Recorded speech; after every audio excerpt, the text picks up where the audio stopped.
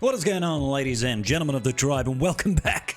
It's me, the man with the mustachioed face, and now Fuzz. Fuzz is growing on my face once again because we are deep into the bowels of December now. November is nothing but a distant dream, a simpler time, where faces were shaved clean. Anyway, today I want to be talking to you about a little thing called the Coliseum, its rewards, and how best to use them from a free-to-play perspective. Is it a completely useless game mode to you? The answer is no. The answer is no.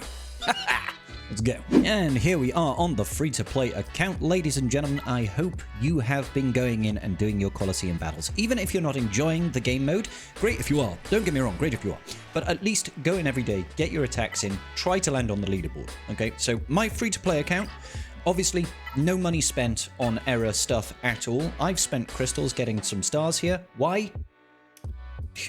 Reasons. It's free-to-play account. I don't really care about actually progressing in any particular way, and I thought, you know what, how does it feel like to be spending my hard-earned crystals on getting stars? I don't recommend people do this. I'm just doing it for my own curiosities. So I have a 5-star Luke because I got some pretty lucky pulls on the 5-pack pull for Stormtrooper Luke. I managed to get IG-90 to 4 stars, and he is working his way through it. I might even be able to unlock Maul at 4 stars at the end of the era. As you can see though, level 19 on both of these characters. I have not used any crystals to accelerate those levels any further than that.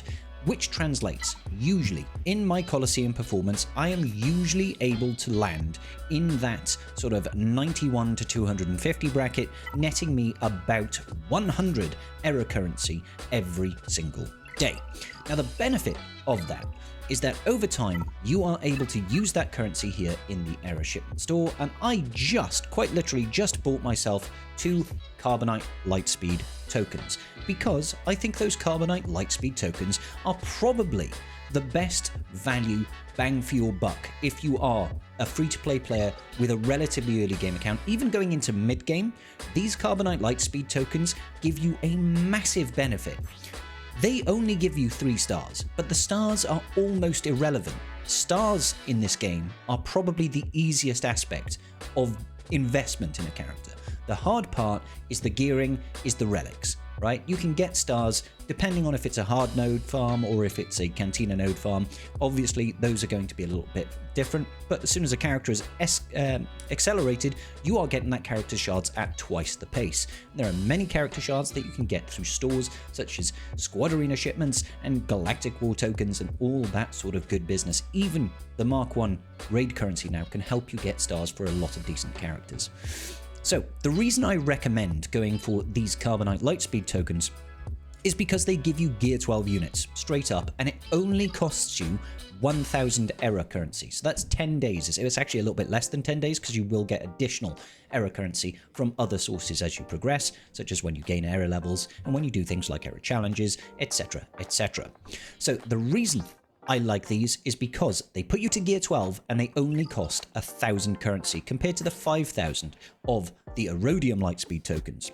Now don't get me wrong, the Erodium Lightspeed token gives you a lot more. It gives you all of the gear and it takes you to Relic 5 and 6 stars. These are incredibly valuable, okay? Incredibly valuable. And you can use them basically on anything that is a legacy unit, essentially. And it takes the abilities up to level 6. That's kind of neither here nor there, in my opinion. The problem is, it costs 5 times as much, so instead of 10 days, you're looking at 50 days. You can only do like one of these, like every month, if you're very, very lucky, more like every 6 weeks, something like that. And that is a long time to be waiting in a game that is about speed and efficiency, okay? So Carbonite Lightspeed tokens lets you immediately skip everything up to Gear 12, which can oftentimes include 300 Chirotech. 300 Chirotech, guys, per character you use it on. That is insane value. Insane value. You know, let's speak in crystal terms.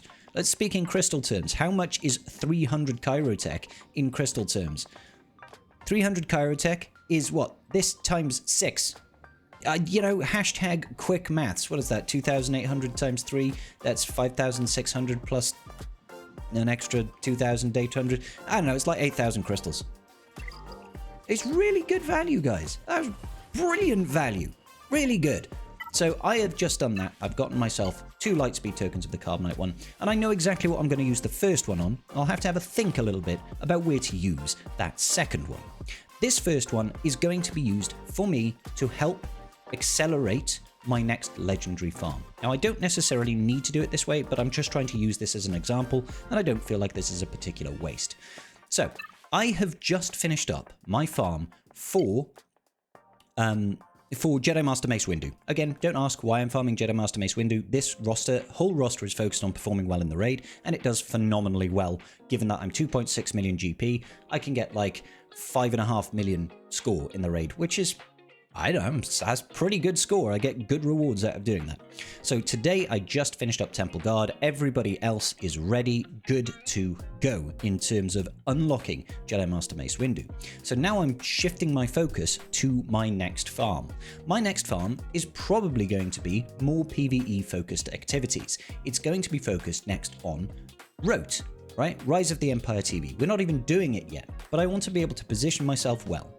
Because I've already invested in Keller and Beck for the raid, this guy can get me 600k solo, amazing value, and I've already got Executor in Beskar Armor Mando, I figured, you know what, my next investment, my next farm, I'm going all in on Bo-Katan Mandalore. Why not? She's a great fun character, and she has got a lot of use. Even today, she still takes out some good stuff, even though we're feeling that burn of losing the Rolocron, which was so phenomenally powerful under Bo-Katan Mandalore. So with that in mind, we also know that we are getting some Lightspeed tokens. Now, we are getting Lightspeed tokens for Mandalorians, which I could use on any of these 3 characters, essentially. However, Paz Vizsla over here, I can even use that Lightspeed token on him right now. I can just click that promote button. I'm going to use that, the one we get through the quests journey. It's going to be a while yet. The journey quests that are coming up, because he has got 2 Zetas. So essentially, I will get this guy straight up to Relic 0. He will Gear 13. He will get all of his abilities and both of his Zetas, which is key. That's going to save me 40 Zeta mats. I could, of course, use it on IG-12 and Grogu, but IG-12 and Grogu only has the 1 Zeta, and I've already applied it to him. And I could, of course, use it on Bo-Katan Kryze. Bo-Katan requires, I think, 500 Kyrotech, and she does have some Zetas as well. Those Zetas are useful, but I'm not going to be using her leadership, so I'd rather just scrub that off completely, if you get my drift. So I'm going to use one of these Carbonite Lightspeed tokens to take her to Gear 12 and just skip all of that gearing. I'm just going to promote her straight away. Just booyah, look at that, straight to Gear 12. Upgrade. Boom. That is incredibly valuable to me. As a free-to-play player, playing this game, I have just skipped a massive chunk. And I've got another one that I can sit back on. I've got another one that I can just throw about. I can bandy about. Look at this leadership. I'll level up this leadership just for the fun of it. I'm obviously not going to... I might as well. I might as well. Oh, I thought she had 2 Zetas, so she's only got the 1. So I still stick with my original statement. Using it on Paz, the later one, the later journey quest, is high value. So I'm going to go ahead and drop this because I know I'll want it later on down the line. There we go. We've kind of positioned ourselves to have Bo-Katan Kryze. Now, I could use that second one over here and just skip myself a bunch of Kyrotech for IG-12 and Grogu. You can see down here, he requires 200 Kyrotech at this level alone go to Gear 10, and I believe I've already used one, so I'm not getting like the maximum value out of it here, but that would immediately jump me ahead once again, wouldn't it? It would give me a big advantage. I would only have to focus on getting the Gear 12 pieces, and then I could just take them to Relic 7 for the event, and then I could use the next one on Paz to get him straight to 7 stars, straight to Relic 0 when the journey quest comes around. Before we go any further though, I would just like to talk to you about something very, very quickly. Now, when I check through my analytics, every time I do this, I do happen to notice that only about 50% of my viewers at home, as wonderful as you are actually subscribed to the channel. If you are able to do me a big, big favor, just hit that subscribe button. I will make sure that I am constantly giving you up-to-date information, best training guides that I possibly can, and of course, the glare from the shine on my head. That must be worth a subscribe at least. Thanks guys, big love. So look at it here. This is Sorga.gg, and this shows you how much of each gear type that Bo-Katan Kryze requires in order to hit Gear 13. You can see she requires 250 stun cuffs and 150 computers, so a total of 400 Kyrotech. We have just effectively skipped 300 Kyrotech there, saving ourselves a boatload of time effort, and energy on, let's be honest, gearing a character that is relatively subpar, in my opinion.